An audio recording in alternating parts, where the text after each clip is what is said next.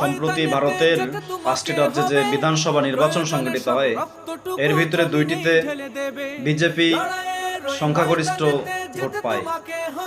তারা ক্ষমতায় আসার পরপরই ভারতের সংখ্যালঘু মুসলমানদের উপরে অত্যাচারের স্ট্রিম রোলার তারা চালিয়ে যাচ্ছে এবং তারা সংখ্যালঘু মুসলমানদের ঘরবাড়ি জ্বালিয়ে দিচ্ছে এবং তাদের দোকানপাট এবং তাদের জনজীবন অত্যন্ত দুর্ভোগের শিকার করেছে।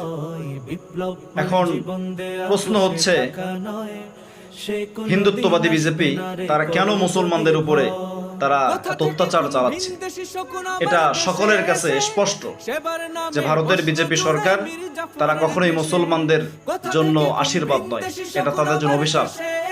তারা ভারতের 30 কোটি মুসলমানকে তারা বিদেশি বলে আখ্যায়িত করেছে এবং 1992 সালে বাবরি মসজিদ ভাঙ্গার মাধ্যমে তারা রাম মন্দির প্রতিষ্ঠা করে। এর মাধ্যমে বোঝা যায় যে বিজেপি সরকার সম্পূর্ণ ইসলাম বিদ্বেষী এবং তারা ইসরায়েলকে তাদের ফাদারল্যান্ড বলে স্বীকৃতি দেয় এবং পাকিস্তান, আফগানিস্তান, বাংলাদেশ এবং সংখ্যাগরিষ্ঠ মুসলিম রাষ্ট্রগুলোকে তারা শত্রু মনে করে।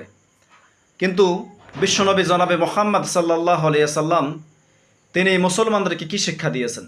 প্রিয় নবী সাল্লাল্লাহু আলাইহি সাল্লাম বলেন, তিনি যখন কোনো এলাকায় কোনো অঞ্চলে মুসলিম সেনাবাহিনীকে প্রেরণ করতেন, তিনি তাদেরকে 3টি আদেশ করতেন।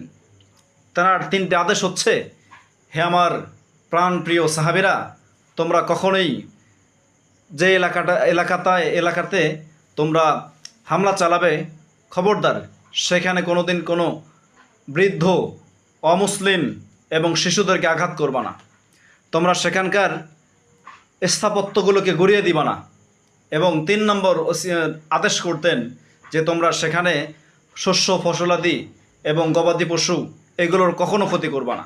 শুধুমাত্র কেবলমাত্র যারা অপরাধী তাদেরকে তোমরা চিহ্নিত করো এবং শাস্তি প্রদান করো। ইসলামের বিধান। প্রিয় নবী সাল্লাল্লাহু আলাইহি সাল্লাম মুসলমানদেরকে আদবের শিক্ষা দিয়েছেন, তিনি তাদেরকে মানবতার শিক্ষা দিয়েছেন, তিনি তাদেরকে মানুষের সাথে মানুষের ভ্রাতৃত্ব এবং মানুষের সাথে মানুষের একটা সুশীল সম্পর্ক স্থাপন করার পক্ষে ছিলেন।